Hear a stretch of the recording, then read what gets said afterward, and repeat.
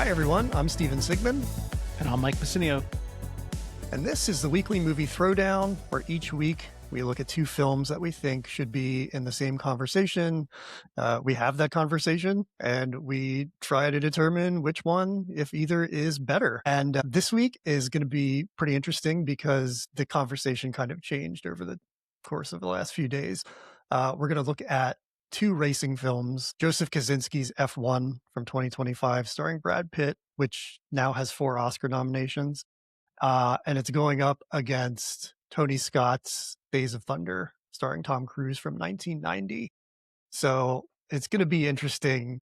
I have a lot of ideas about the differences between these films inside of their similarities. So I'm Yeah. very excited to talk about it. And also, strangely, how the movies connect in a lot of ways, the parallels between them. So there's lots to talk Yep. about. Before we get into that conversation, do you have any wins of the week that you want to shout out? Yeah. Just a couple things. I watched His and Hers, which is that Netflix show with Tessa Thompson and John Barenthal, which I really enjoyed because I really liked the two of them. And I think the two of them together was a lot of fun. I mean, the show itself is a bit crazy, to be honest. It's a lot, but I would say it was pretty enjoyable. But the show that I watched this week that I really enjoyed was Ponies, which is a new show that just came out on Peacock. And I'm a sucker for things that take place during the Cold War. Of course, though, everything makes me miss the Americans. But this show is about these two women who were married to CIA agents in Moscow in like 1977, and their husbands pass away, and they kind of end up taking over, like working with the CIA. It's a fun show. Emilia Clarke and Haley Lou Richardson are really fun in it, and they're really good together. And yeah, it's probably a lot more fun than it has any right to be. And the plot holes there's a lot of convenient things that happen in the show, no doubt about it. But yeah, it's a lot of fun actually. We're really enjoying it. Cool. I've seen previews for that, but I didn't check it out. But I really like Haley Lou Richardson. I've only seen her in The White Lotus, but I really liked her on there. Yeah, I thought she was okay in that, but this I really enjoy her in. She's really good. Cool. So I saw the tile for His and Hers on Netflix. What's the tone of that show? Because it seems The tone is batshit crazy. That's what the tone is. I mean, I don't even know Okay. what to tell you. It involves is it like on brand for Barenthal? I mean, he's in a lot of like intense stuff. Yeah, he gets to be Barenthal. That's the thing. He gets to do his thing, which is what's great. That's all I needed to hear. Yeah, he plays a cop investigating the murder of a woman he was sleeping with, and he basically goes off the rails like in the first episode, and he just stays off the rails almost the whole time till the end. Now I'm sold. I Yeah, really I mean it's sort of glossed over it, but yeah, now it's I'm great. in. Okay. Tessa Thompson is really one of my favorites. I think she's wonderful. So she gets to choose some scenery in this as well, which is a lot of fun. So it's worth seeing for that alone. I don't know about the show itself. It's fine. But yeah, the two of them make it worth watching. Cool. Maybe I'll give it a chance. I'm not big on watching TV, but every once in a while, something's good. I'll check it Yeah, out. most important thing is that it's 6 episodes and it's out. So that's the key thing. Okay. Good. My win for this week is kind of a classic horror film from 1981 that I had never seen before. And there's a new 4K edition of it out. So I wanted to see if it's something that I should own before pulling the trigger on it. I will buy it because even if it was bad, I would buy it anyway. But it's from 1981 and it's a film called Possession, directed by Andrzej Zalowski. And it's a European film starring Isabelle Adjani and Sam Neill from Jurassic Park. And this is nuts. I'm just going to read the letterbox synopsis of it so you can hear it. A young woman left her family for an unspecified reason. The husband determines to find out the truth and starts following his wife. At first, he suspects that a man is involved, but gradually he finds out more and more strange behaviors and bizarre incidents that indicate something more than a possessed love affair. And it's bonkers. I mean, it's basically feels like a big influence on Hellraiser in a lot of ways. There's a lot of imagery that reminds me of Hellraiser. But what I find so interesting is the way it's shot with these very close, very wide lenses. It looks a lot like a Terrence Malick film in a way. but it's just off the rocker. Like it is so nuts. And this Sam Neill is turned up to 15. Everybody's turned up to 15 in this film, and it makes it a lot of fun. So I know people know about this film, and I knew of it, but I'd never watched it. So I was very happy to check it out. And the the 4K edition of it, there's one that's like $100 or something. I'm not going to buy that one, but I'll Whoa. definitely pick up one of the more affordable ones. Oh, yeah, win of the week, Possession for me, which I'm happy to say because I wanted to see it for a long time. Found it on Canopy, which is part of the local library system. All right, let's move on to our discussion for the week. Days of Thunder versus F1. First thing I want to know is, are you a racing fan of any kind? Yeah, I'm glad you brought that up because what I realized, and I think I've said this before, is I don't really like racing at all. Like I'm not a racing fan. It's not my jam. But I really, really like racing movies, and I think that that makes sense in some ways. I think the less you know about racing, the more you enjoy racing movies, because I know that, like, Days of Thunder and even F1, if you talk to people that, like, are in racing or love racing, they all have nitpicks about the believability of a lot of things in both of the movies. But since I have none of those hangups, like I genuinely enjoy racing as a movie. Because the best part is the Daytona 500. Like, how many laps did we actually see? Like 25? That's what I'm looking for. Like, I want the least amount of laps possible and the highest amount of drama. I don't need to see 500 laps or 24 hours straight of racing or anything. I don't need any of that. So I like my racing only in movie form. I'm pretty much with you. I have zero interest in car racing. Yeah, just to be fair though, it's like I understand that, we both love baseball and many people think baseball is boring as hell, and that's fine. Everyone's allowed to enjoy their own boring sports. That's perfectly fine. But I think racing is boring as hell. But I also used to watch 3.5 hour baseball games. So who the hell am I to say? But Well, that makes me think about how I was approaching this idea of sports films, and baseball, very boring. I mean, they've had to implement rules to speed it up, but even from a broadcast standpoint, what I think is cool about baseball, and I think what translates into sports film, is that the camera is on the pitcher and the hitter. So it takes this wide aperture and kind of condenses it, tightens it up so that you have this drama. And I think that's what these films do, F1 and Days of Thunder, like all racing films. Basically, if you zoom out, it's people driving in a circle or around a track. Football is very wide, basketball is wide, but when you condense it down, and you're telling a story of one person or like a team, I think that makes it much more compelling. And yeah, I'm with you. I really enjoy racing movies even though I'm not a car guy, so I don't know how much I even love racing movies all that much, but I do like that it's they're funny you condensed. say that. I was gonna say that too, but I mean for both of these, but particularly for F1. Like F1 reminds me of like a Christopher Nolan movie where Yeah. it's a movie that as you're watching it, it makes you feel super smart. It makes you think that you're intelligent because you're hearing all of this jargon and like crazy stuff. And you're like, this makes sense. I get it. Like this is great. I know everything about this now. But meanwhile, you actually don't know anything and haven't learned anything. But the fact that you know nothing, it gives you the impression that you're learning things and you feel super smart about it.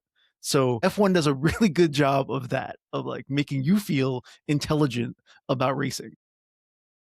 I wonder if it goes too far in that direction. That's what the thing I was gonna bring up is, like, is it too technical I mean, obviously it's not because we'll talk about its success, but, it really gets in the weeds with a lot of that stuff, and I think that's kind of a a good place to enter with both of these films where the time they're in, like, my initial take on this is that they're very similar stories for the most part with the same producer in Jerry Bruckheimer. Hans Zimmer also scored both of them.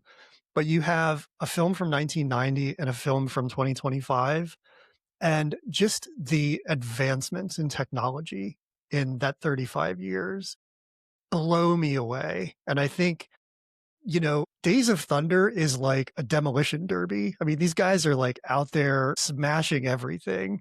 And there's a little bit of that in F1, but it's all about finesse and data. And I just think that's very interesting that you have a similar story that way. I think the best comparison is just that in F1, you have the designer of the car sitting in like what feels like a hermetically sealed room looking at winds, velocity, and everything else. And then in the other one, you have Harry Hogg literally talking to a car. Like Yeah. that's the difference in a nutshell about how these two movies approach cars. And yeah, and she's doing it in a lab, whereas he's in like a barn. Yeah, a barn that's falling apart, basically. Yeah, Yeah. that's Yeah. yeah, that's it in a nutshell. But that's what makes it interesting to compare these two is that at the center, they're very similar in that there's kind of a down on their luck racing team who goes to this dark horse and that person needs to come in and kind of save the day. And the way they go about it is like two different ways, both with the style of the film and the approach of the driver. So I'm really looking forward to talking about kind of the similarities and the differences that make those similarities very glaring. So, what's your initial take on this? Like, how did you feel watching both of these, and which one is a better one for you? So my initial take is that when you're watching Days of Thunder, it's very easy to know when it was made.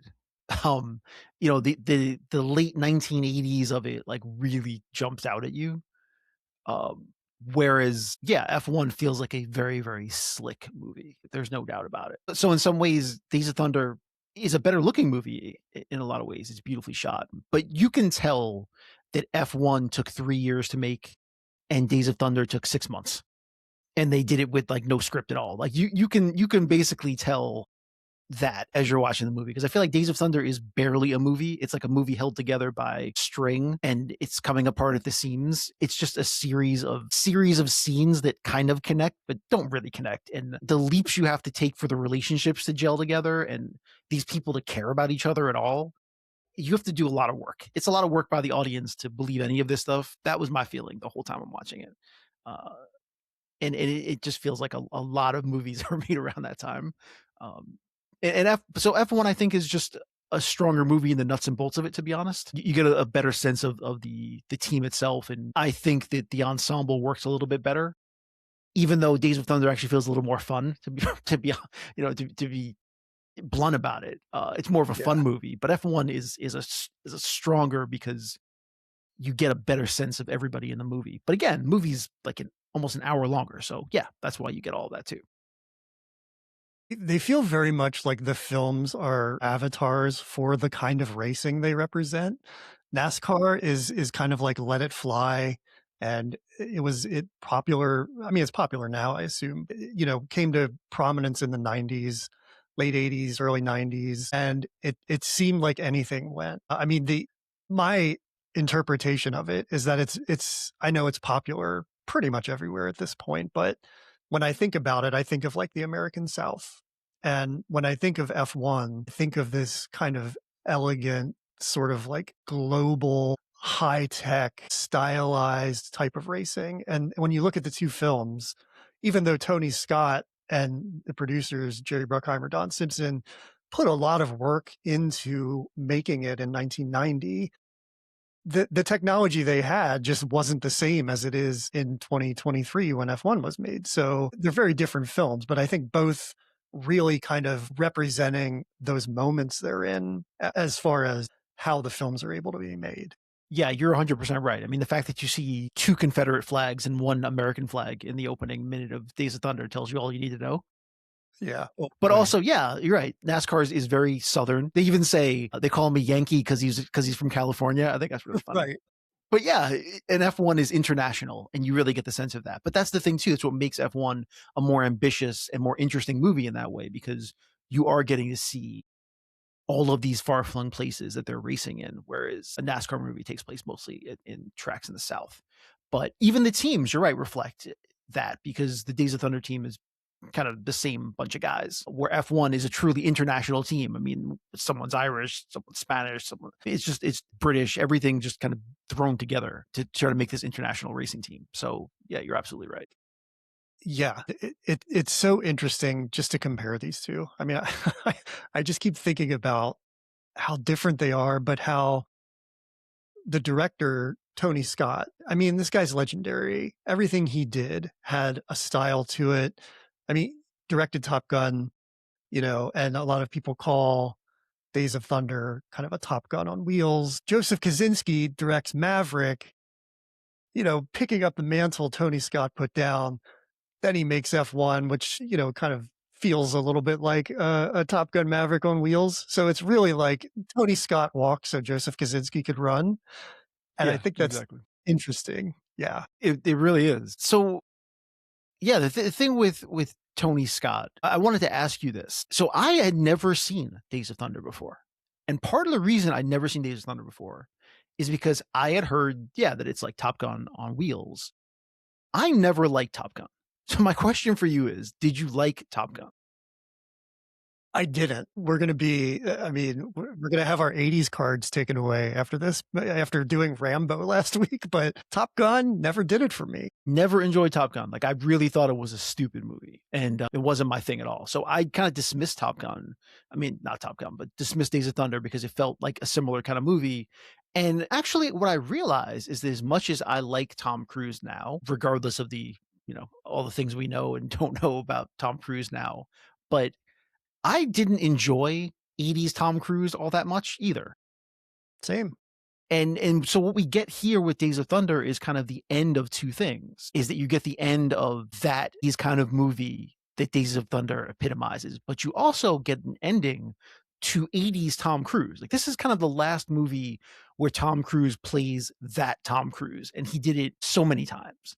The young gun who's the cocky hotshot, who has things to learn, who finds a mentor, who kind of gets him to the other side of learning how to be a better person, da da da.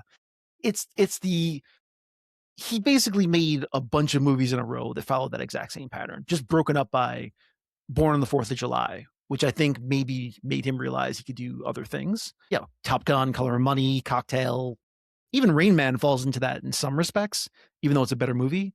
But Days of Thunder kind of puts an end to that swaggering, cocky Tom Cruise. And in the 90s, he starts making much more interesting movies. I would argue that A Few Good Men has that in it too, which comes out a couple years later. I mean, Yeah, that's I still was Danny going to. Kaye's a little cocky. You're right, a little bit cocky. And maybe The Firm as well, which is but those are early '90s. So those Yeah, are but I like that do think the period is firm. really yeah. But I think if you watch them, the movies themselves feel different, though, even though he may be playing a slightly similar character. But I do think even that character evolves a little bit. He's a little more grown up. It's less like cocky young hotshot, where he's slightly older hotshot. So he's a little more subdued. It's a slightly different tone. I think you see him moving away from it, not 100%, but there's definitely a difference in watching Tom Cruise's performance in A Few Good Men versus Top Gun. It's also the films themselves. I think A Few Good Men, if you put that next to Days of Thunder and Top Gun and a couple of the other things, maybe The Color of Money is similar to A Few Good Men, but those films in the middle between those two are just big, like Days of Thunder. A Few Good Men is more of a quiet story where he's still that character in some ways, but what's happening around him isn't like pure chaos the way it is in Days of Thunder or Top Gun. I mean, they're more compact, different directors. Rob Reiner on A Few Good Men, and there's The Firm. So yeah, I think you're really seeing him start to move into, frankly, my favorite era of Tom Cruise, which is the mid to late '90s, where he's working with Kubrick, he's working with PTA. He's still doing Mission Impossible in there. That starts in 96. And I mean, that's Brian De Palma. So he's still working with incredible directors. Well, yeah, the other part too is that this movie starts his relationship with Robert Towne, which is fascinating. Yeah. That he wrote this movie. I guess you could call it writing. I have no idea what really happened in this movie in terms of that, but it starts a relationship with them where he ends up writing multiple movies for Cruise afterwards, including The Firm and Mission Impossible One, which are much better written movies in my opinion. But yeah, Robert Towne, his involvement in this is interesting to me because as you can see in his work after this as well, that he's kind of trying to get his own directing projects off the ground and he's fighting to get these movies made that he wants to direct.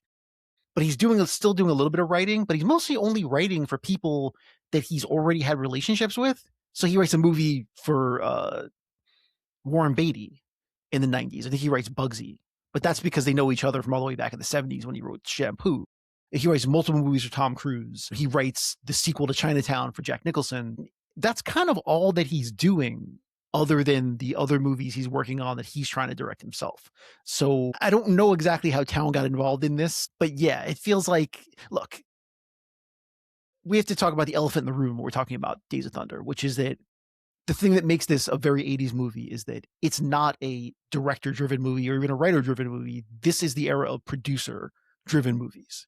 So Bruckheimer and Simpson are the key cogs moving this story forward, and everything else feels incidental, including the screenplay. Yeah. So I think Towns brought in to kind of try to put something together. They give him an idea that they have, and he tries to cobble together some kind of script on the fly as they're making this movie. And that's very much what it feels like. The story comes from Tom Cruise. He and Paul Newman went racing, and apparently Cruise took a test drive, basically does what Cole Trickle does when you're introduced to him in this film. He beat like a professional driver, and that kind of got him the bug for telling this story and getting involved in racing. And so the idea came from him, as far as I can tell. Right. So just to finish that story, though, obviously Tom Cruise and Paul Newman meet making Color of Money in '86. Paul Newman was always a huge race car fan. So that's kind of how Cruise got the bug from talking to Newman. But Newman also knew people in NASCAR, including the head of a team. And that's who Cruise was introduced to and got all these stories. And that's really where the idea of making this movie came from. So a lot of the things in the movie are stories that he had heard, including the hiring the fake cops thing and all of that kind of stuff. Those are all stories that were told directly to him. Almost everything in this film seems like it comes from some kind of real life incident, down to eating the ice cream. Like the pit crew isn't going to let the driver pit because they're eating ice cream. Right. That really happened. And that's what it feels like. That someone came to the table with a bunch of stories that they wanted in a movie, and they were like, try to put a narrative around these stories that I want to tell. That's where you go.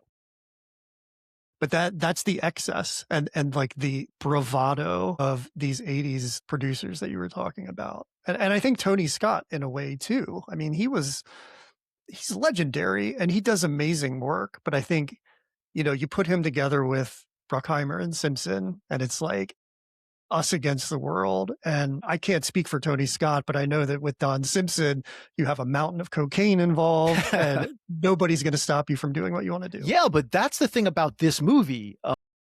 So here I should mention that what I think is really informative about this. I actually watched a video by a guy named Patrick Willems who did an essay about this, like a video essay called essentially how Days of Thunder killed the 90s movie, similar to how Heaven's Gate killed the 70s movie. So Days of Thunder kind of killed that 80s movie. And it's fascinating. And really what it breaks down is how Simpson and Bruckheimer become too big for their own good and essentially implode. And they implode while making Days of Thunder. So they had made Beverly Hills Cop, they had made Top Gun, and they were hugely successful. So this movie, Days of Thunder, was the first movie in a huge deal they had signed with Paramount to be independent producers once Simpson lost his job, probably from doing mounds of cocaine. So they step into this like they own the world, and they basically Bigfoot their way through Days of Thunder and control almost every aspect of it. So part of what the issue is, and part of the reason the budget almost doubled, I think it more than doubled. Yeah. But it was the issue of Simpson and Bruckheimer stepping in and preventing Tony Scott from making the movie he was trying to make. Whereas with Top Gun and even Beverly Hills Cop, he directed. He was controlling the set, but he was not in control of the set here. So I think that has a lot to do with why the movie feels so disjointed. I think if you just let Tony Scott cook, since he's very good at what he does, and he still gets some beautiful shots in this movie, and his feel of the action is unparalleled. I think that he shoots really exciting scenes in this movie. The race car scenes are great, in my opinion. But I was going to say that the insertion of Don Simpson and Jerry Bruckheimer is so great that Don Simpson put himself in the film as a character, had an Exactly. entire storyline that he pitched. And I think Tony Scott shot it in like ways that he knew wouldn't work so that the character wouldn't be in the film. Well, the But rumor you see also him at the is that beginning. the rumor is also that Tom Cruise kind of got his part cut down from the movie as well.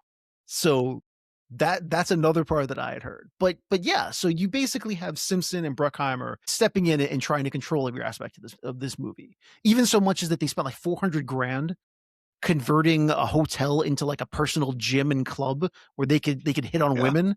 Just nuts, like crazy things in this movie. So yeah, so what you get is a movie that kind of feels like a shambles the whole time, and budget's overrunning, people just sitting around while Tony Scott's arguing with Bruckheimer and Simpson. And it after this movie is made, Paramount kills their deal because this was just such a nightmare to get done. And then a little while after that, Simpson and Bruckheimer actually break up, and Jerry Bruckheimer goes out on his own, and Don Simpson's dead within a year, I believe. So yeah, this is kind of just the culmination of all of that 80s excess coming to a head, and then it completely falls apart. The Don Simpson aspect of it also is so grand that there was like a scheduled 5 months for post-production, but they didn't wrap this. They just refused to wrap it.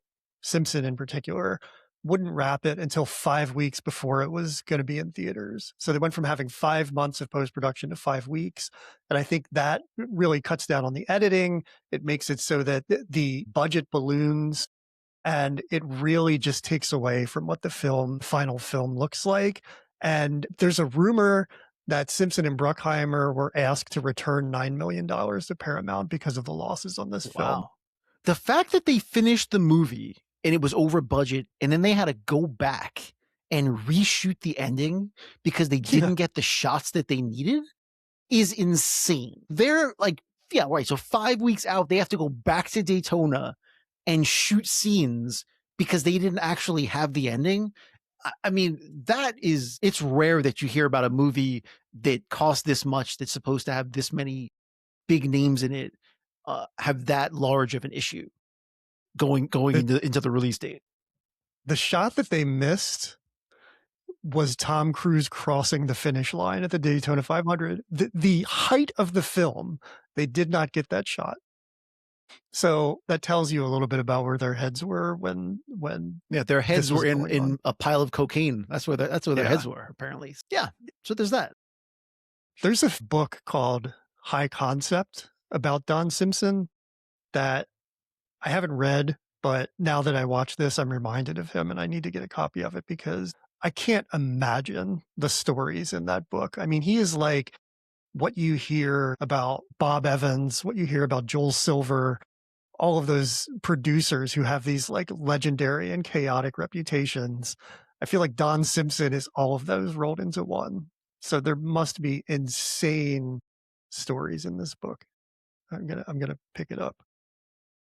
So yeah, we segue right into after Don Simpson and Bruckheimer break up, Don Simpson dies, and then Bruckheimer goes into his own producing shingle. And in some ways, you have to think that maybe in the back of his mind, he always wanted to return to a racing movie, knowing what a shambles this was, and gets the opportunity, 30 years later, to come back to it with the person that had just made Top Gun Maverick, and they decided to revisit the racing world, only this time in a much bigger scale, in an international style, but also with the same swaggering movie star. By the way, just as a segue, the fact that both of the stars kind of enter the frame of the movie in the exact same way, well, the one's on a motorcycle and one isn't, like you hear their name and then they just appear out of nowhere on a long runway.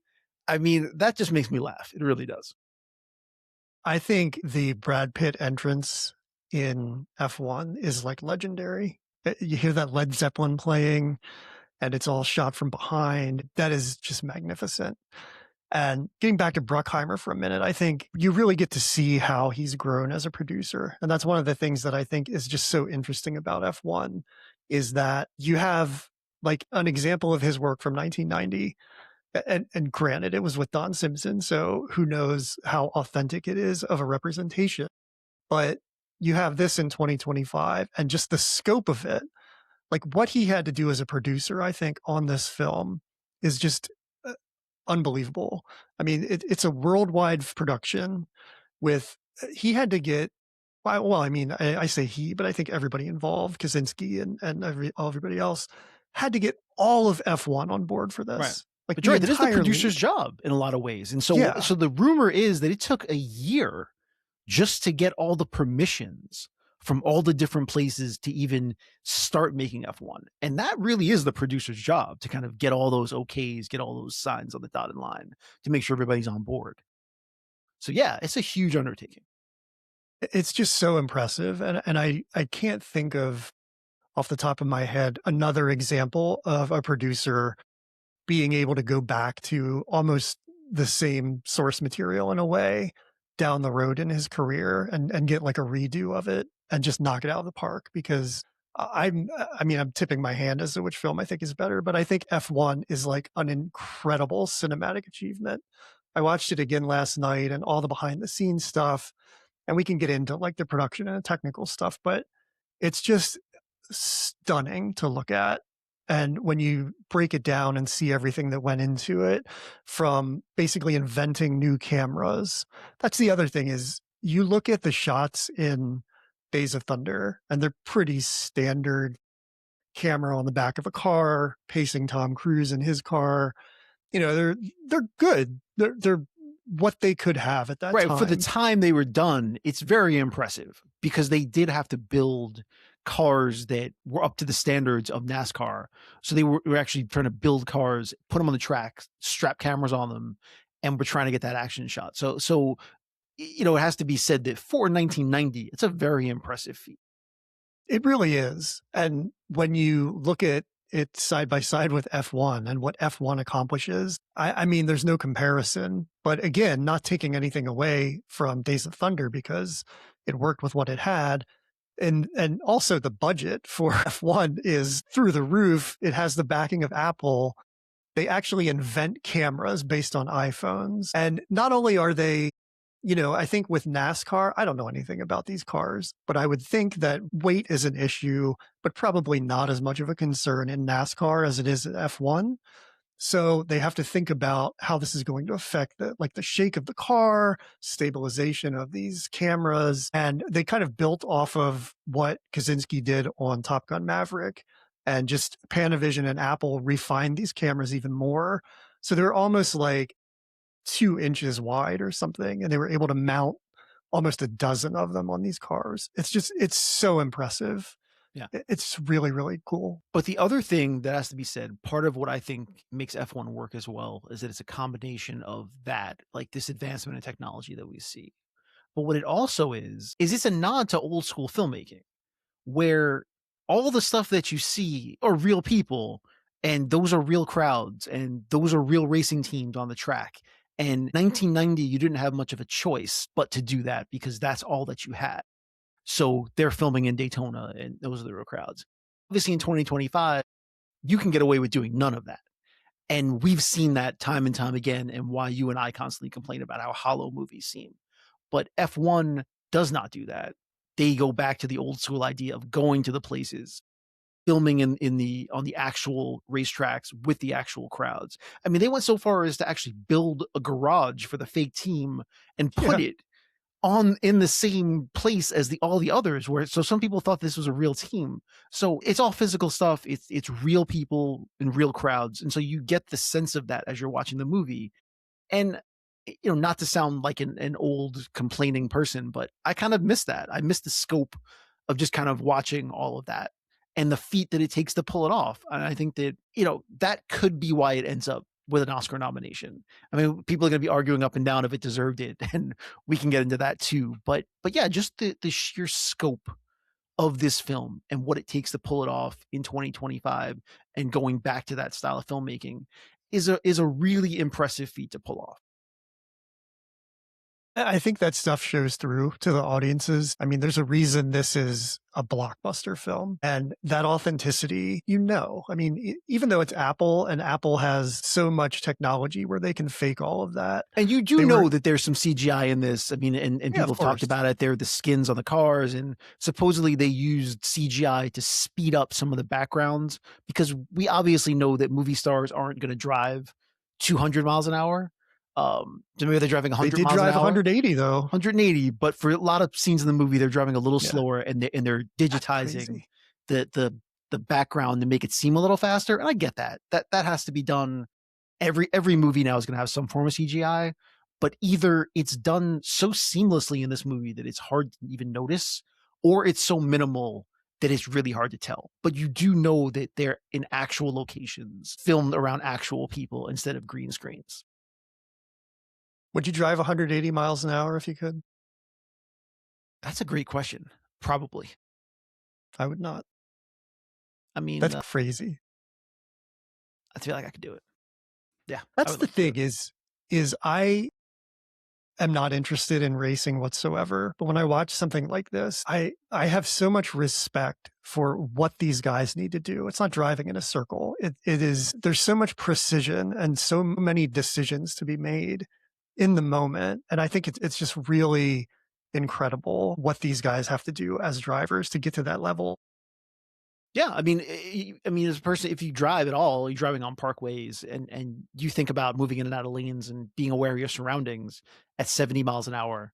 I mean, imagine doing that 180 miles an hour with every other car going 180 miles an hour and having to figure out how to maneuver around people without dying. So yeah, it's no joke. It's It's really amazing. yeah. I wonder if I were driving at 3 times my normal speed, if my road rage would be 3 times its normal intensity because it's pretty intense now. That would be a problem. I mean, all of these guys, they get pissed. They're coming to blows in some I know. I instances. mean, I get furious when I get cut off in the parkway. If someone cut me off on the Yeah. racetrack, I might lose my friggin' mind. So So we've talked about the production a little bit.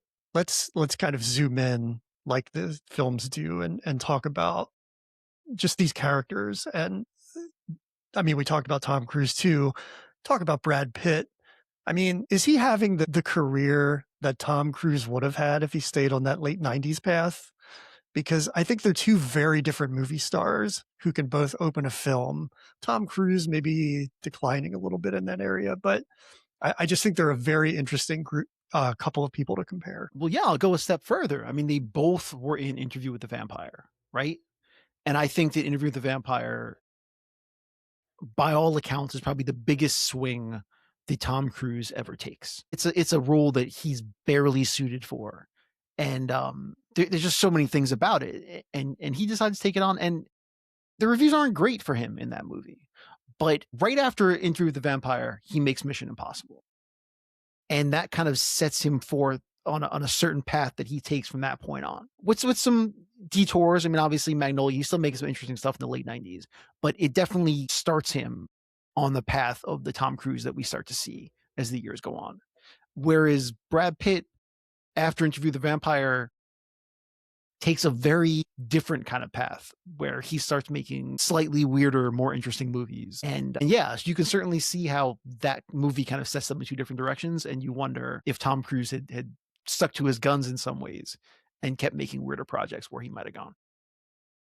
I think he's trying to get back to that now because, when you take that path of the action hero, that's not going to last forever. And if he wants to keep making movies, I'm very interested to see Digger, this new film with NRE2 and a lot of the other things that he has coming up. He has like 5 films in the works right now. But yeah, it's like 2 paths, like sliding doors. I mean, Pitt went down this quirky, almost like character actor path. And he won an Oscar for supporting actor. He's worked with amazing directors, and Cruise has too, but every time he's sort of veered off of that action path, it hasn't worked out as well. And so I'm curious to see if he gets back to that, how it's going to be, because I think they're both still just amazing movie stars. But I always think of Brad Pitt, everybody says it, but like the character actor in the leading actor's body. And I think he just has such a range as a character actor that I don't know if Cruise has, other than when he's Les Grossman in Tropic Thunder, because Yeah. that's like Well, so here's a brilliant. question for you. Do you see anyone else able to fill the role that Brad Pitt performs in F1? I mean, is it kind of a movie centered around the fact that Brad Pitt is a movie star? And watching it the second time, I think maybe because I watched it on television as opposed to in the movie theater, I was more inclined to think that that's true. I think that there's just a certain known quantity about what we know about Brad Pitt in some ways and the history of him as an actor and kind of watching him swagger his way through this movie. It's just a role that only a certain number of actors at a certain period of time in their lives could carry. So, yeah, it makes me feel like there's very few people that could have played this role other than him at this period and made it work. I don't know of anybody who could have done it. I mean, we'll talk about in our questions if we swap lead characters and see how that goes, but I don't know that Cruise could have done it. And the thing is that Pitt was attached to this from the very beginning. That's a big selling point for it. Hollywood is about selling packages now, and this had Bruckheimer, Pitt, and Kaczynski all attached to it, Yeah. created a So, bidding war. yeah, we will get into the comparisons of all this, but thinking about F1 through the prism of Top Gun Maverick, though, makes me more inclined to think that older Tom Cruise could obviously have possibly played this role. One of the few people, because Top Gun Maverick has a similar feel in that way. And I think that's why I like late Tom Cruise so much more than younger Tom Cruise.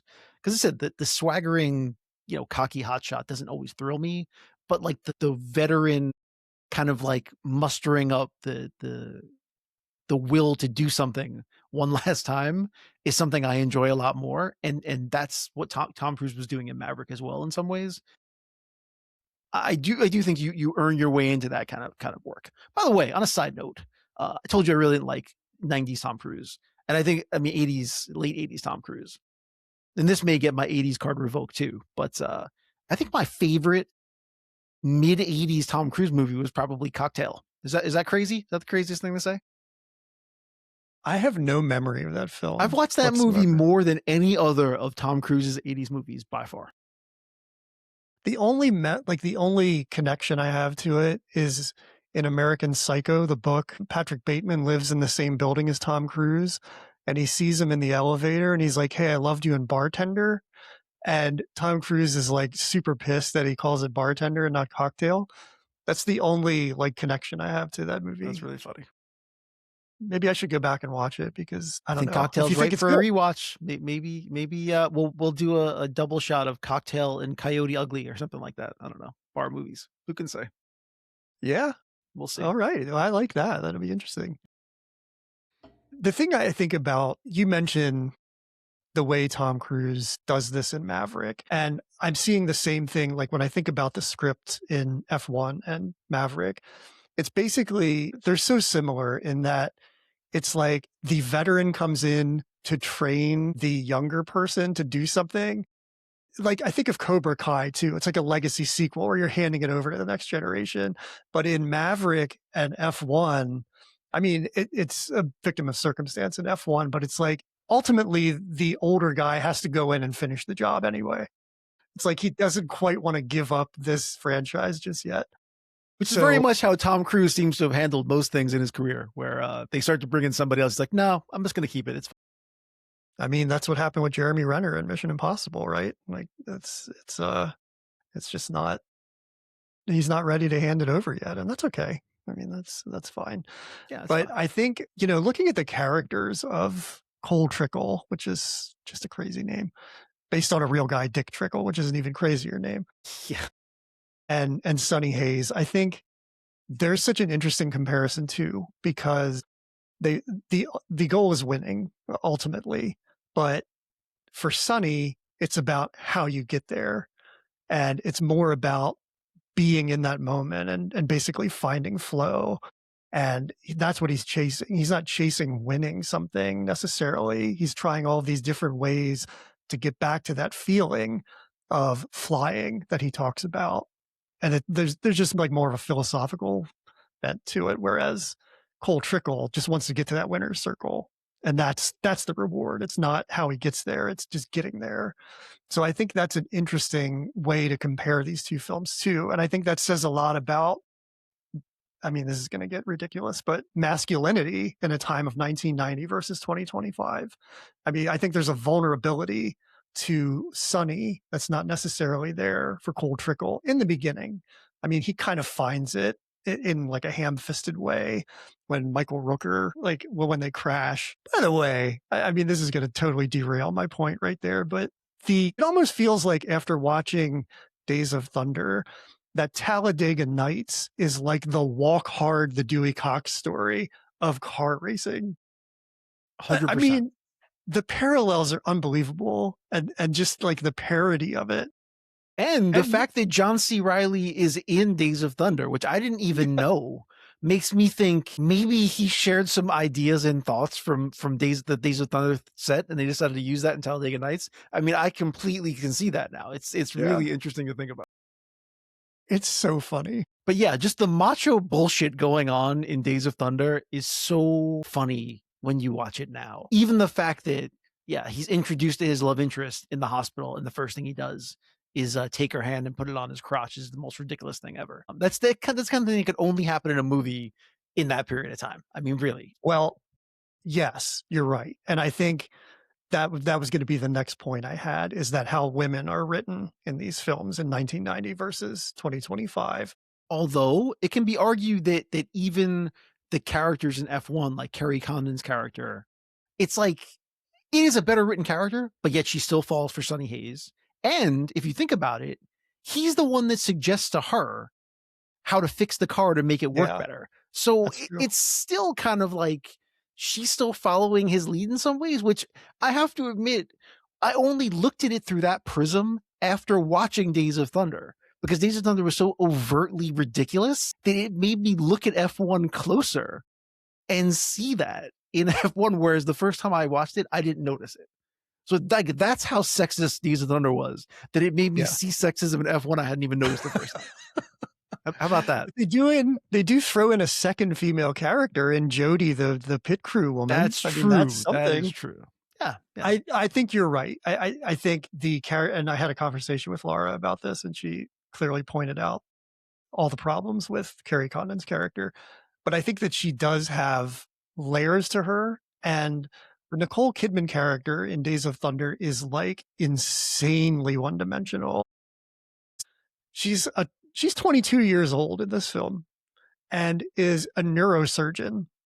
She wouldn't have even been in med school yet as a 22-year-old, but she basically gives in to the Cole Trickle character. He flips out in the car, drives after a cab driver with full of road rage. That cab driver, by the way, should be a stuntman somewhere because he's an impeccable driver on the road. That's not enough for her to stay away. I mean, that is like red flag after red flag, but she completely gives in to this guy at the end. At least the Carrie Condon character in F1 isn't like when Sunny leaves, it's not the end of her world. She's like, I'm going to go on and do what I want to do, and that's fine. So I appreciate that. I mean, of course, neither of them are written in a way That's that fair. they It deserve is to be written. progress, but it is progress. You're right. But yeah, the whole, even the way they get together in Days of Thunder, the whole thing, I have to say that I think that the love story in Days of Thunder completely derails the movie because it creates scenes and situations that are just ridiculous on their face. It's like Top Gun. Them getting together that quickly is stupid. The fact that they just decide as a couple to go to the lake house of a driver he hated less than like 3 days before that, and then she just happens to have medical equipment and examines it. Like the whole thing, everything about it, it's just like, this is stupid. Yeah. I can't even suspend my disbelief in the middle of this movie. It's like, give me a break. The first 20 minutes are actually really, really enjoyable, and the end race is fine. Everything in the middle of it is stupid. Like I just can't. I can't take it. I'm sorry. They just needed to get rid of the doctor character completely. It would have been a better movie. And that in some Eh, ways is what F1 does. It's less BS and actually more racing. And I know you say it gets in the weeds of stuff, but I would much rather be in the weeds of F1 100%. than in the bedroom of whatever the hell's going on with Cole Trickle and the neurosurgeon. I'm much happier where I am in F1. I agree. And I think is it a Tom Cruise thing? Because it's the same way with Top Gun with Kelly McGillis. It's the same way in Maverick with Again, Jennifer Connelly. It's like, I don't understand why that's there. you know what my favorite random thing in Days of Thunder is, on top of the many What? random things in Days of Thunder? The fact Randy that he Quaid? finds a laundromat that's right outside of a racetrack. Both of these films have laundromat scenes. Right, right. So two things. The What's up with that? laundromat scenes in both movies are silly because one, how fun is like, or maybe I'm wrong, and maybe this is just prevalent in the South. Maybe there are racetracks next to every laundromat. I don't know. Maybe that's true. But to me, That seems pretty crazy. The laundromat scene in F1 is also silly because how on earth would he have known what laundromat Sonny Hayes would have been in that moment? Like, how would you even know this? He's like going from place to place randomly, like taking like random racing jobs. How the hell did he find him? Has he been GPS tracking Sonny Hayes for 30 years? Like what? I don't even understand how he found it. But he just did the 24-hour Daytona thing. He probably would have been billed for that, like, somewhere in the press, right? This still wherever it is, that's a big place. Like he just Well, happened to the laundromat's next to the racetrack. He didn't have that much to deduce. right. He looked up the laundromat next to the racetrack in that town. That's it. You got it. Okay. He's like, You're right. "Oh, there are five laundromats. Which one is Sunny in racetrack?" Yeah, you got There it. you go. All right. Yeah, that's a good one. That scene is important because it sets up Brad Pitt being, like, deep faked as young Brad Pitt, and then it leads into the scenes, which are my only ding on the film, where they make him look young, and he has the most ridiculous wigs I've ever seen in a film. They're just so bad. There's like a $250 million budget. They couldn't get a better wig. The other thing besides the two characters and like what speed means to them is that there's a mentorship in both films that I find kind of interesting. And the Joshua character in F1 basically feels a lot like Cole Trickle to me. And he has a mentor who kind of reins him in. So I just think that's an interesting addition to it. It does beg What do the you think? question: how insufferable would Cole Trickle have been in the age of social media? That's a good question. Because part of the subplot of this is that he's obsessed with his followers, with his manager, and doing all this stuff. And Sonny kind of teaches him that the racing is what you need to focus on. The rest of the stuff is not that important. And that's It's all his noise. evolution towards the end. But yeah, I can't imagine what Cole Trickle's Instagram feed would have been like. Probably would have gotten him put in prison, I would think. But it wouldn't have been great, I don't think. Well, his Yeah, doctor's 22 years old. that's She's that's of fair. age. But yeah, I guess we can move in and talk about the cast now because we hadn't talked about Damson Idris yet. Most people haven't probably watched it, but I first saw him in a TV show called Snowfall, which was on FX, which John Singleton had executive produced before he passed away. It's about crack in Los Angeles, like South Central LA, but it's a much larger subplot about the government and stuff. I won't get into too much of it, but it was a really, really excellent TV show. And he was excellent in it. And just from watching him in Snowfall, I definitely expected big things from him. Watching him hold his own with Brad Pitt in this feels inevitable to me that this is kind of where he would be going, but also really nice to see him step into a big movie like this because I think he's got a big future ahead of him. I just thought he was excellent in Snowfall and really good in this, holding his own against a swaggering Brad Pitt who kind of, owns the movie.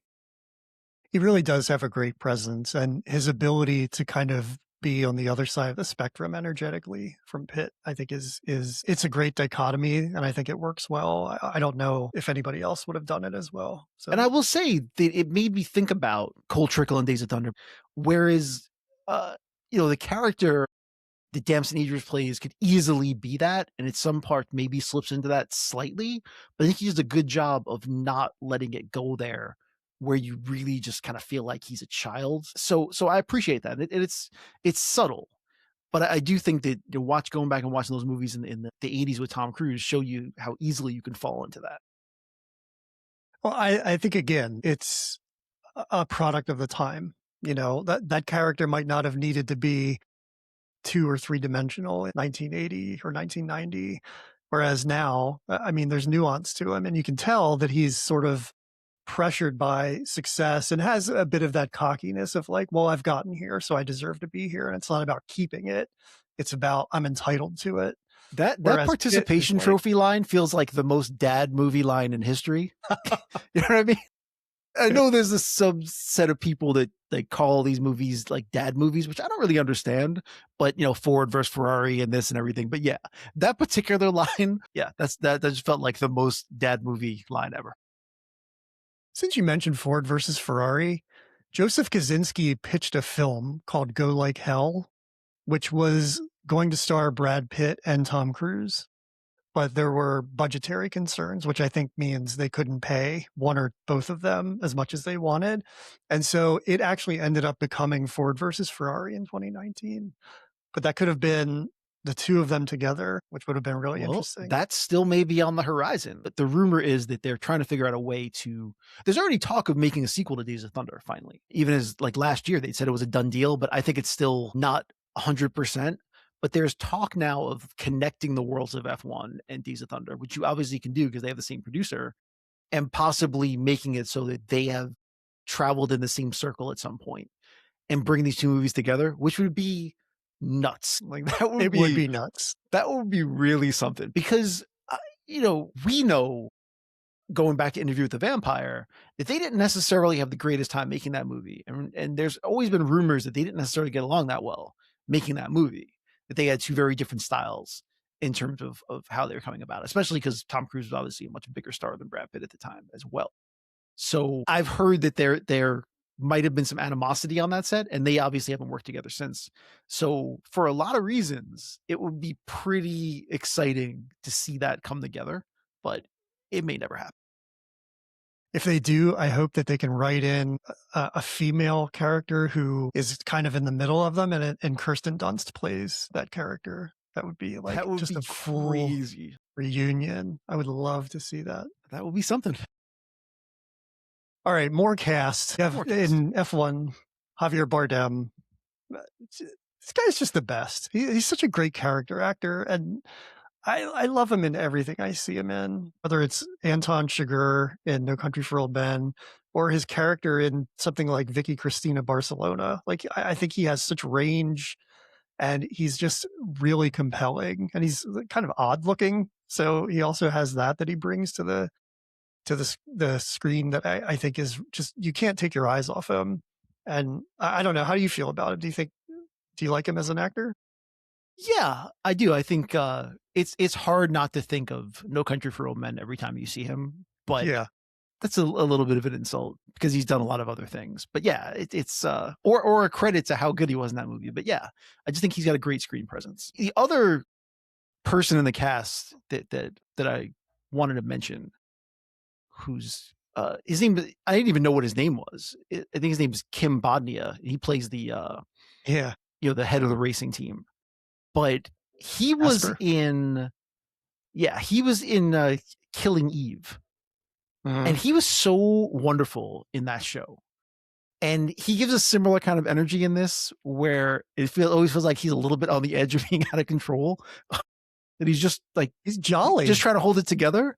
Yeah, Yeah. I just kind of love the energy that he brings to that show and this movie. I just really enjoy him. I think he's just like a gregarious character actor who I really enjoy seeing.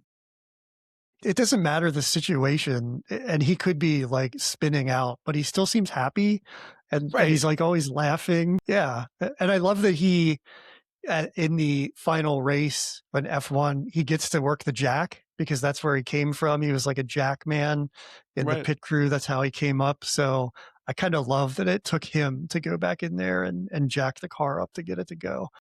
Really Yeah, appreciated that. Then you have Carrie Condon, who is great in this. I mean, we talked about her a little bit, but good year for her because she's also in Train Dreams, which is yeah.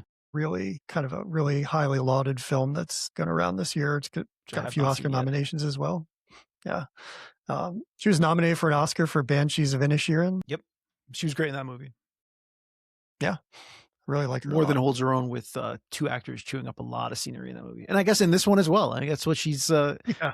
Maybe that's why they hired her for this, to realize that she can hold her own with actors who are just kind of like taking over the screens.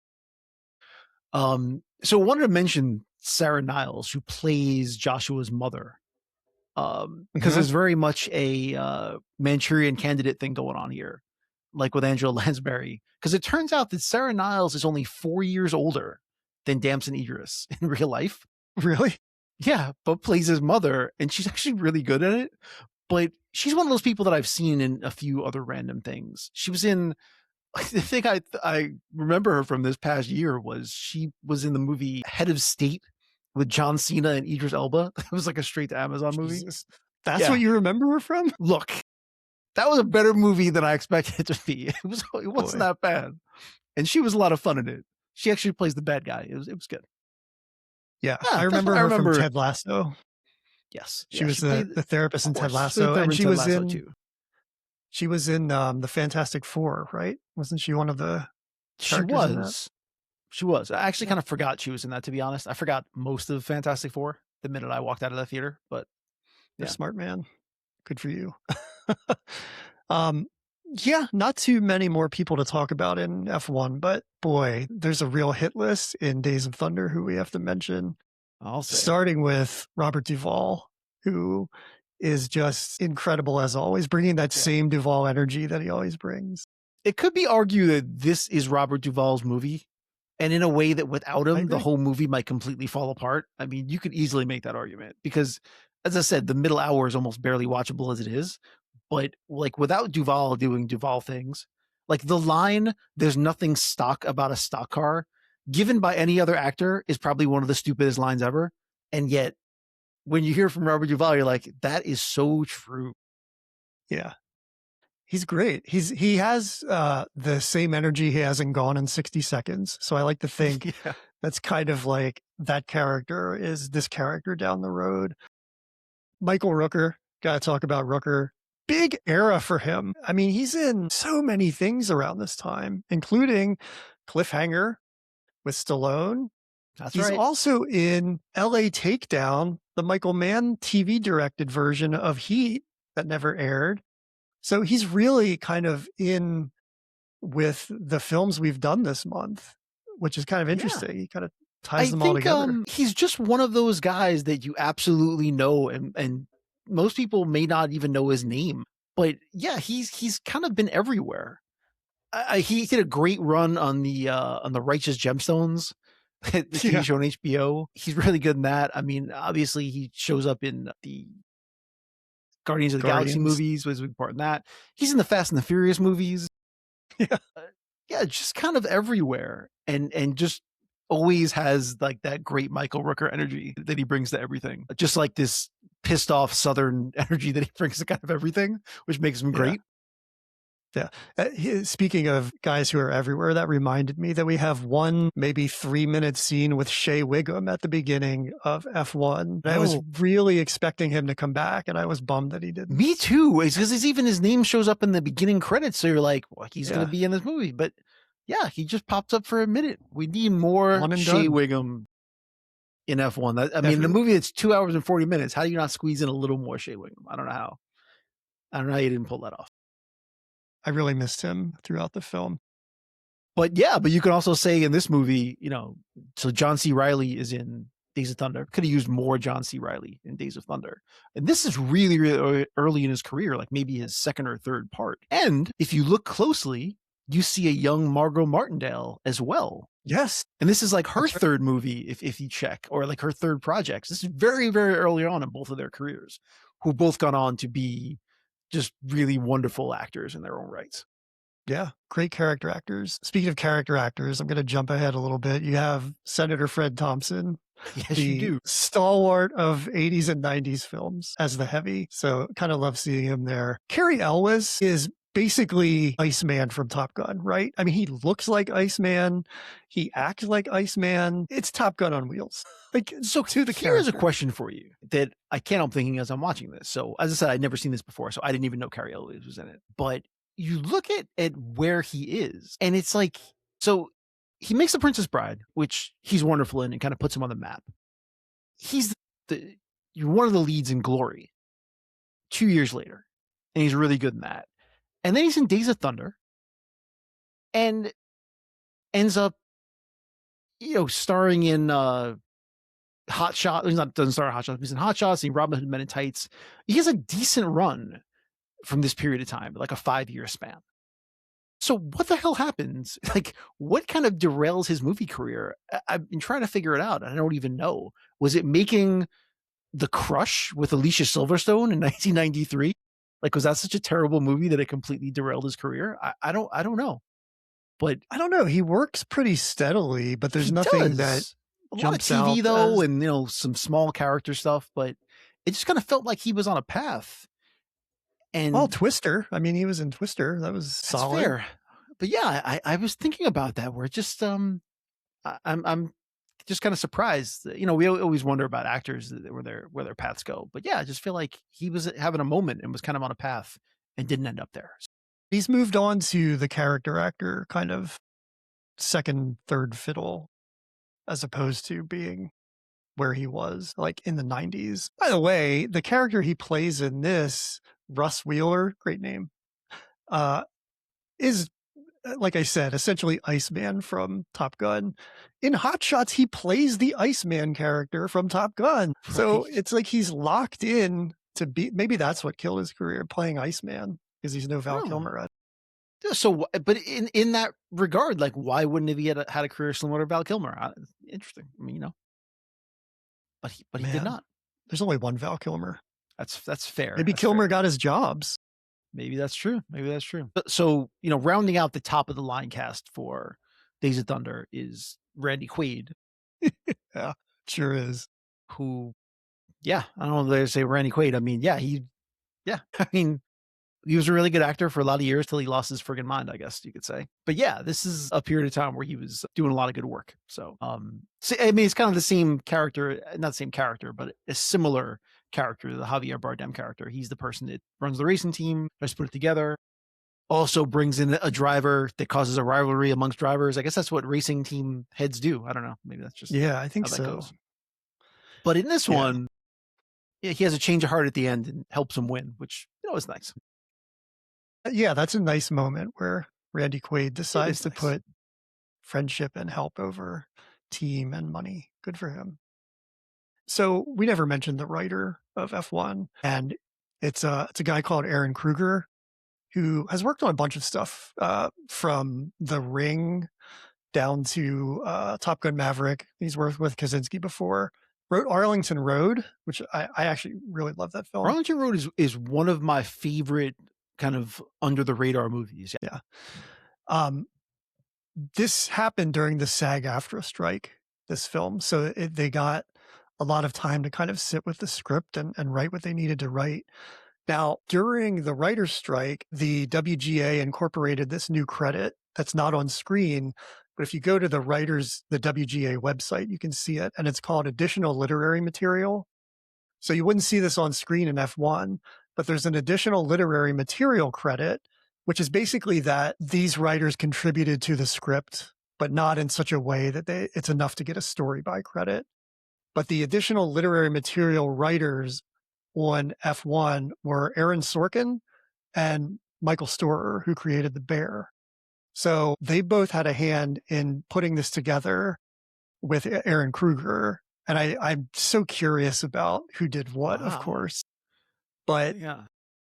it's just such, I mean, when you compare these two films, the writing is like night and day, and which is insane because Robert Towne wrote That's what I'm saying. I supposedly don't really think Days of Robert Thunder. Towne, it's like he was there and he helped put some things together. But honestly, just think about a scene where what hospital would have two rival drivers? Not only do they heal the exact same way at the exact same time, but they get wheeled into the same room and are told about their medical conditions at the same time.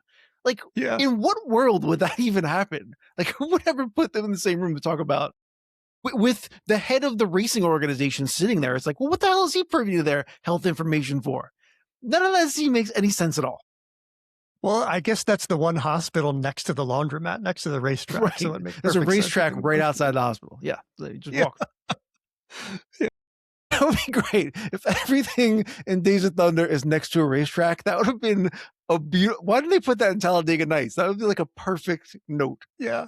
Yeah, absolutely. You pick up your kid from daycare, there's a racetrack next to it, like just anything. Doesn't matter what it is. Anyway. There's so much ego in Days of Thunder, and for those two racers, Rooker and Tom Cruise, they're so competitive that once they leave the hospital room in that scene, they race in wheelchairs. Everything's a race to these guys. And then maybe one of the most like Jerry Bruckheimer, Don Simpson scenes I've ever encountered. They rent a car with, I assume, the liability insurance where they have no responsibility for anything that happens, and they just destroy it. My That is question such a '90s is thing. Cole Trickle banned from all rental car agencies after this? Because with the cab driver, he's also driving a rental car, obviously. Yeah. So my thought is Cole Trickle can't rent a car in any state after Days of Thunder.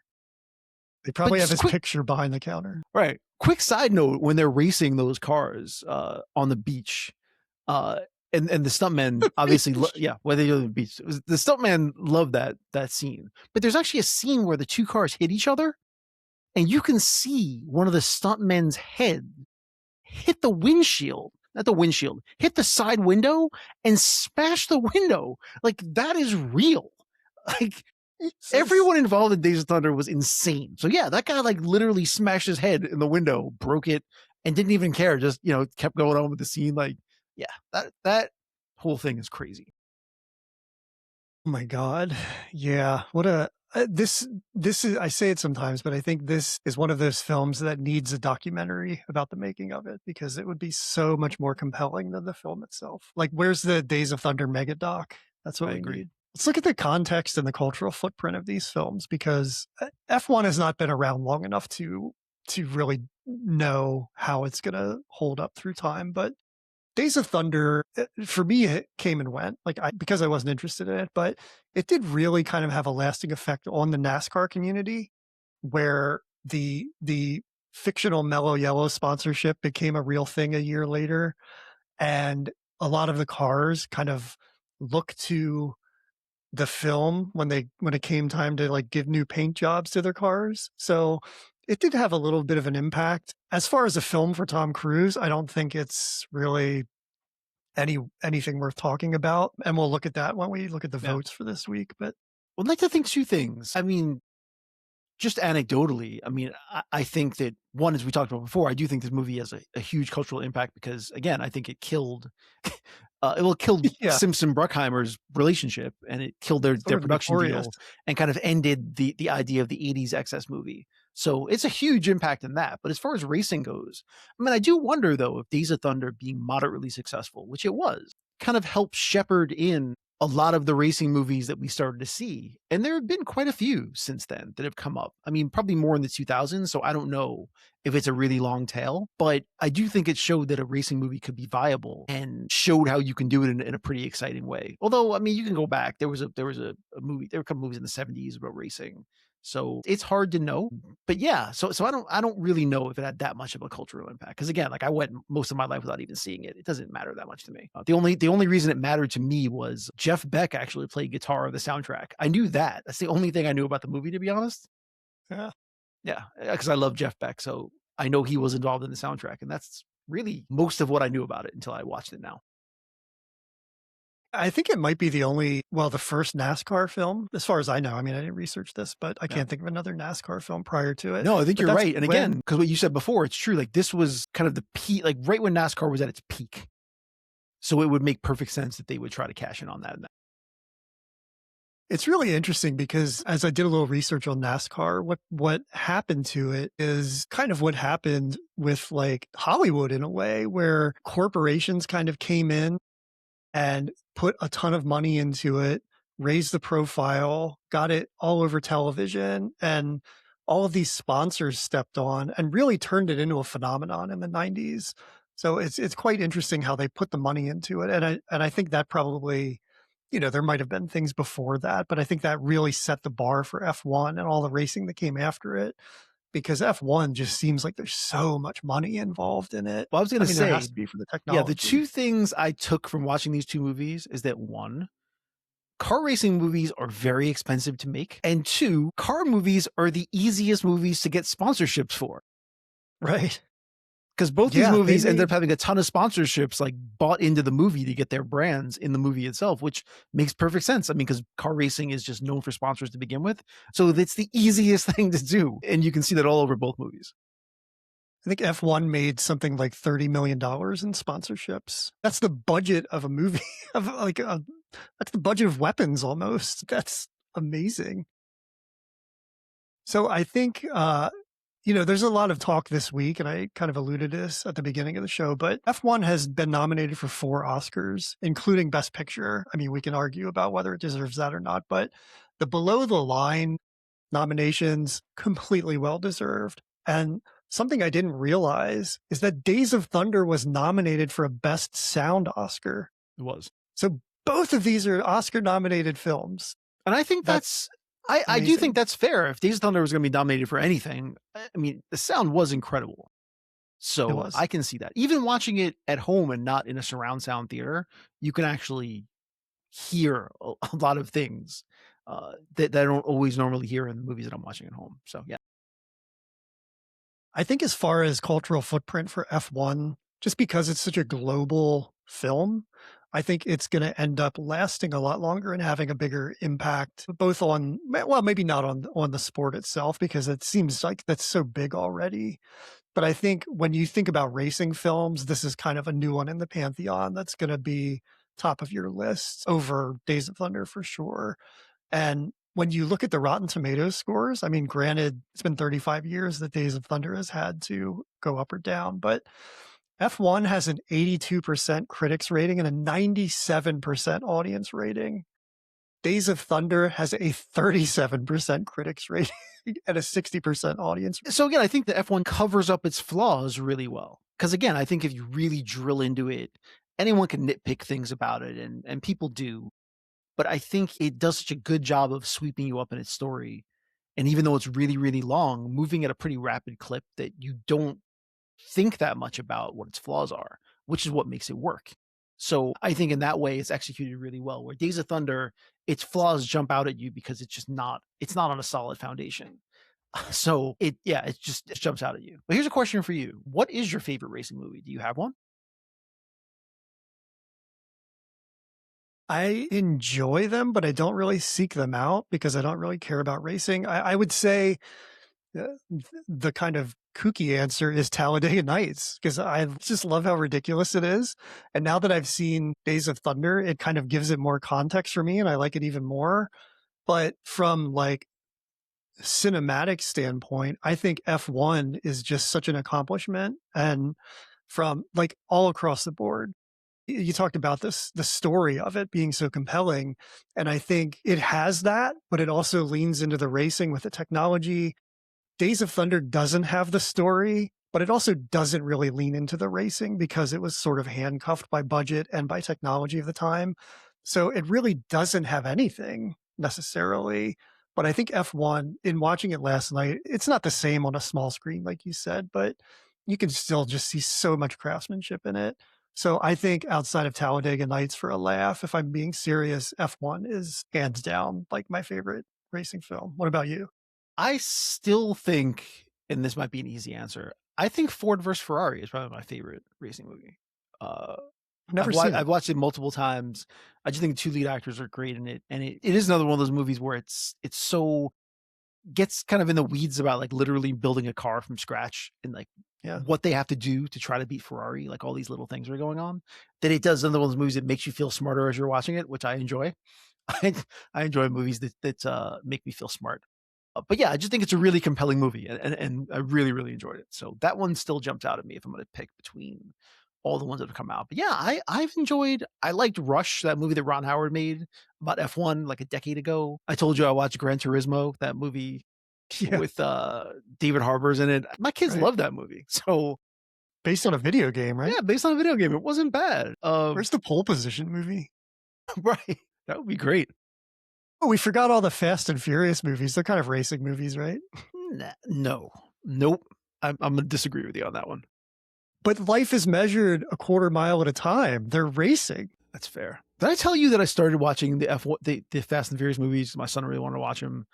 I got to No. 3, and it's like I just couldn't do it anymore. Like I just stopped, and he keeps asking to go back to them. I'm like, I can't do it, and I'm trying to figure out if I jump in with like 6, is that okay?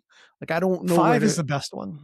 so skip 4 and just go right to 5 Yeah. because I don't feel like I can sit through any extraneous Fast and Furious. So start Yeah. with Go 5. right to 5. Okay, then maybe we'll do that because That's I the one just that has the most like I think that's the one where they introduced The Rock, but it's set in Rio and there's like this bank vault scene that's kind of legendary now. It's just yeah, it's far more interesting than any of the other ones, all right, good because yeah, except for the first one. 3 felt pretty. I mean, I'm sorry, the first one was not a good movie at all. It's just Point Break. And the it yeah, with much poor acting, I guess. I don't know. It was not good. And the third one, yeah, because it's like I think like a main character, supposedly dies in the third one. And I'm like, I don't even care about this at all. Like, I don't care about any of these people. Like, I just jump ship. But all right, I think I'll go back and start with five. Maybe I have a long, possibly snowed in weekend coming in, so maybe it's between Lord of the Rings and Fast and the Furious. We'll see what happens. Man, if your weekend is just being stuck inside watching all of the Fast films, I am so envious. That is It's amazing. possible that might be how it goes. Well, you should watch the third. You said you watched the third one or no? I did watch the third one. I was like, I don't care about this at all. But that was the one Well, that made me there's jump ship. one of them is maybe it's the fourth one. At the end is where they introduce Statham. So you should at least go to the end of Oh, the fourth one and okay. then you see Statham being Yeah, I definitely introduced. haven't seen Statham yet. So that may be the problem that I'm trying to get to Statham and it's just been punishing to get there. And Yeah. I couldn't get there. So now I have to go back. Yeah, I think there's either a post-credit scene. It's probably 4 because you mentioned one of the characters dying. I don't know, but once he's introduced, it's Statham land, so definitely worth watching. All right, getting back to these, let's move on to our questions for the week Yeah, because that was really far off topic. Let's just get back. I mean, it's car talk, We're still on topic here. All right. Getting into our questions, we ask 5 questions each week that help us determine which film is better. I think this week we kind of know which one is better from the last hour and 20 minutes of conversation, but let's do it anyway. Which film is more rewatchable to you? Hmm. So I will say this: the first 20 minutes of Days of Thunder are pretty rewatchable. I've actually I rewatched the first 20 minutes of Days of Thunder like 3 times. But as far as the overall movie, I mean, F1, even though it's really, really long, but sure, F1 has to be a more rewatchable movie. I think Days of Thunder really hums. Like it feels so quick and it depends on for me it depends on how That's much because time there's you no have. plot. That's why it moves so Yeah, quickly. of course. That's Anyway, great. So if you have an hour and a half to kill, throw on Days of Thunder and it's going to sing and it's going to move by. If you want to really watch a film, then go with F1 and you have 2.5 hours. But I think it clearly, if I have the time, I'm watching F1 every day over Days of Thunder. Question 2, would you want to hang out with one of the leads from these films? probably enjoy hanging out with Sonny Hayes. I think he seems like a good hang. He's pretty mellow, a little philosophical. I think he'd be a decent hang. I do not think Cole Trickle would be a good hang. By the way, quick side note: why is Cole Trickle wearing a suit throughout most of Days of Thunder? Hey, you look like Vincent or his character in Rain Man. Yeah, like what was the choice there? Where he's wearing a suit and cowboy boots? Like why? I don't even understand that. What a weird choice for a character in a racing movie, right? I've actually Is found it that like the distracting. Is it like the NBA where they have to dress up on game No day, one like to else is go dressed like into the that. No one else in the movie is dressed like that. Just him. yeah. Anyway, That's an interesting question. I couldn't help thinking about it as I was watching it. But yes, I would Yeah. much rather hang out with Sonny Hayes than Cole Trickle in his black suit. There are a lot of reasons I would like to hang out with Sonny. I love his philosophy. He's very chill. I also really appreciate his running regimen, and I would definitely be on board to run a few miles every day with Sonny because I need the motivation and the discipline to go do it. Really, he's you know what? He's like Neil McCauley in Heat to me. If he taught some kind of like workshop on discipline and like habits, I would totally sign up for it because he's doing the sit-ups every morning. He's at the track early, gets in the laps, is thinking about the car. I'm all in on that. So definitely hanging out with Sonny. I Side think note, Cole is all over the place. I know with Sunny is that I also appreciate that they do that card thing and kind of make it a recurring thing in the movie, but they never explain it. And even when he's asked about it, he doesn't answer why. I kind of like that. I like that even a movie that long, like there are just some things you don't really need to know. It's his personal thing, and we don't need to understand it. Even at the end, when he finally looks at a card in the cab on the way out, you don't see what it is. He just kind of laughs and that's the end of it. Yeah, I like that. Not everything needs an explanation. Is this a career peak or valley for any of the main players? Either of these or either of these? So we kinda discussed this a little bit, but I don't know if it's a valley for Tom Cruise, but it's a pivot moment. I think it's a pretty important moment because, as I said, I do think it's kind of the end of a part of his career and the beginning of a much more I just think a much better part of his career. So I do think it's a pivot moment for him. Oh, in that regard, it's really important. Is it a peak moment for Tom Cruise? I mean, Tom Cruise for Brad Pitt F1? No, I mean, not really. But I do think that without everything that came before it, I don't think you could fully appreciate him playing Sonny Hayes. Listen, I think it's a movie that he earned in a lot of ways, but it can't be considered a peak because I mean he's won an Academy Award. He's been in some pretty phenomenal movies. I still, if you're gonna ask me, in all honesty, I feel like Fight Club is probably the pinnacle of Brad Pitt's career. I just do. Mm, I just yeah. think it's such yeah, it's the most I don't even know how to explain it. I just think it's an amazing role. I think in that moment, he's one of the few people that can actually pull it off. I think he's firing on all cylinders in that moment. And so to me, that has always been considered his peak as far as I'm concerned. I think you can look at him as a producer too, and that's kind of a secondary career. And I mean, he has an Oscar. A lot of people don't know that for 12 Years a Slave. Plan B, his company produces so many things that are so good. So that's kind of like a secondary thing. And 12 Years a Slave is probably the height of that. Maybe F1. I mean, he produced this as well, but I think the company isn't in his hands anymore. They sold it or something. I don't know. But uh, I think Days of Thunder is a career like it's the cliff that Don Simpson is falling off of. That's So true. it might be the top, but it's also the end. So it's all downhill from there, including like dying. Literally, yeah, he's dead within like 2 years. So yeah, that's something Died like Elvis, by the way, on the toilet with 21 drugs in his body. wonderful. F1, I would argue, is a career peak for Jerry Bruckheimer because you have Days of Thunder to compare it against. And when you look at the difference and how far he's come and everything he's done in between has been kind of like, I don't know, there's been some interesting stuff in there, but I don't think there's an achievement like F1 in Jerry Bruckheimer's filmography. So I would say, in my mind, this is like absolutely a career peak for him. And I don't know what he can do to follow it up.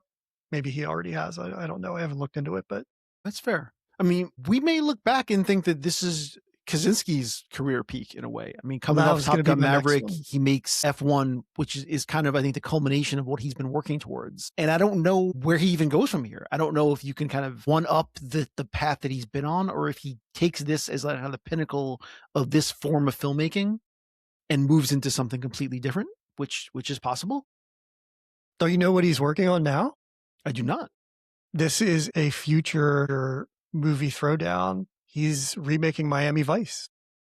Get out of here. So Michael Mann versus Kaczynski. We're gonna have it down the road. Yeah, that's in pre-production now, but it's written by Dan Gilroy. Stars Austin Butler and Michael B. Jordan. That's the rumored cast. So it'll be interesting to see what Oh, happens with it. that is But interesting.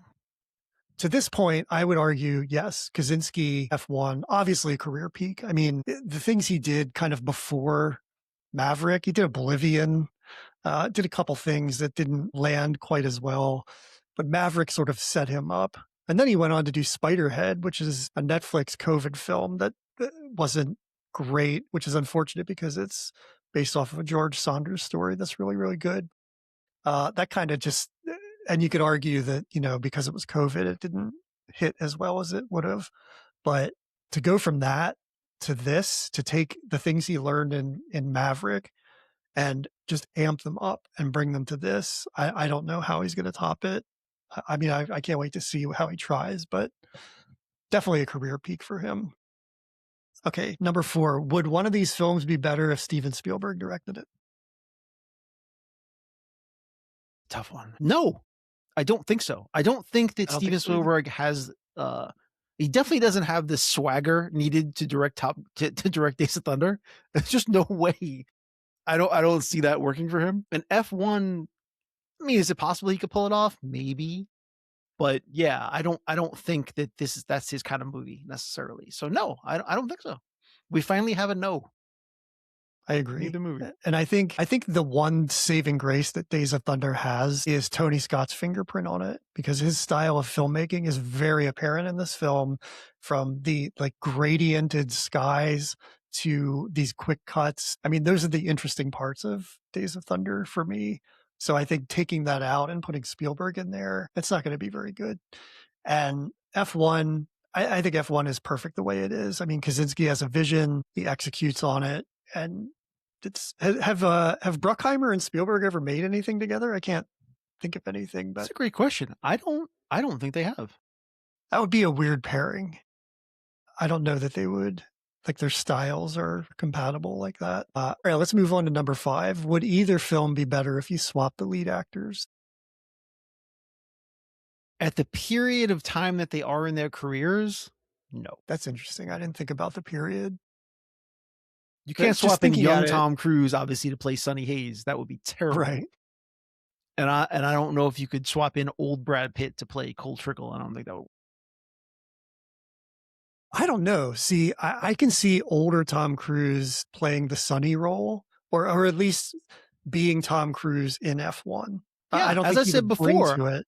I think after seeing Top Gun, that's Maverick. That's the energy he gives off now. So I do think older Tom Cruise is probably the only other actor who could have earned his way into Sonny Hayes and kind of had us ride with him in that way that Brad Pitt does. So yeah, I agree with that, but not young But Tom Cruise. I also think that it would be interesting, because we've seen the path of Sonny Hayes as an older race car driver to go into NASCAR and basically do what he did in F1.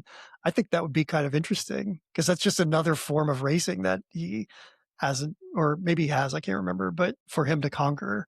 So I kind of like the idea of present day Brad Pitt as Sonny going into that, not young wigged CGI Brad Pitt, though. That wouldn't be interesting.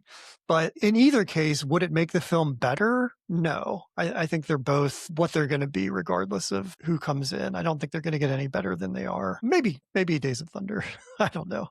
But that's rewriting it, basically. That's not swapping people in. All right. So I think it's pretty clear that you and I are on the F1 train with this. I mean, that's by far my winner. It almost seems indisputable at this point. Yeah, But that's pretty hard to we did argue. go to the polls on social media, and do please follow us. We're at Movie Throwdown Pod on all the social media. We post polls every week, so you can vote, get your say, tell us which film you think was better. Not quite as many votes this week as last week, but I think it's pretty obvious that F1 took the prize here. 16 votes for F1, a surprising 7 for Days of Thunder. I did not expect it to get that many. So I think we're in the majority here. And yeah, because it's sort of like indisputable. I don't know who these 7 people are, but like you said last week, we need to bring them on so they can defend their case. Yeah, I think that may have to be something we start doing in the future. Yeah. Uh, I think if it's this obvious, I don't know. I would imagine they're at least our age, the 7 people who voted for this film, because I can't imagine somebody who's like 25 seeing F1 and then seeing Days of Thunder and thinking that's so much better. That's probably true. Did your kids watch these? I did watch. Yeah, we watched F1 in the movie theater actually, and Right, right. my kids really liked it. But I watched Yeah, Days of Thunder with my youngest son, and that led to some uncomfortable moments because I'd never seen it before, so I was not expecting a couple of the scenes in that movie. So that was great. yeah. So, but did he give you any thoughts on it at the end? Like, what did he think of it? So yeah, he's kind of like me in some ways, where he was just kind of making fun of things in the movie as we were watching it. And so, like when an 11-year-old is like ragging on your movie, that's not necessarily great. But Yeah. yeah, it's Okay. like the ridiculousness of the movie is just kind of obvious as you're watching it. So Yeah. it's hard not to laugh about Okay. it. Gotcha. All right. And we didn't even Okay. mention that it ends on one of the silliest freeze frames of all time. Robert Duvall running in freeze frame. Well, we watched something else recently that ended in a freeze frame. What was it? Was it Missing in Action? I can't remember. Or was it Rambo? Something ended in a Rambo freeze definitely ends frame. with a freeze frame when he's walking away. Yeah. Yeah. Yeah. What a tool of the 80s. The old freeze frame. And a tool of a lot of the Simpson Bruckheimer movies. I mean, they love ending Yeah. on freeze frames, so that carries over. Was it The Naked Gun or one of those, like, parody films It that was ends with a Police freeze Squad, frame that's actually, not not the movie, frozen? the TV show. Yeah, Used to end on a freeze frame, but one thing wasn't frozen, like yeah, coffee or something like that, so it was like one thing, which is always great. that's so Yeah, funny. it was one of my favorite bits in Police Squad. Yeah. Okay, well, F1 is our winner this week, no surprise there. Let's talk about next week's episode. We're gonna shift gears a bit, see what I did there, and we're gonna look at 2 tales of longing from the terrifying world of high school. It's definitely not a dude-centric episode like the last few have been. We're gonna look at 1998's Can't Hardly Wait, which I'm very excited about because I love this film, spoiler alert, versus I Love You, Beth Cooper from 2009. Haven't seen this one yet, but these are both kind of tales of shy men professing their love for the most popular girl in school, I think, and that goes in various ways. But I'm very excited for this because I'm happy to not be driving cars or shooting guns. It's going to be a fun turn for us. Yeah, I can stop my creatine regimen. I can just kind of start winding down. Yeah, exactly. You might have to shave your beard because it's not dude month anymore.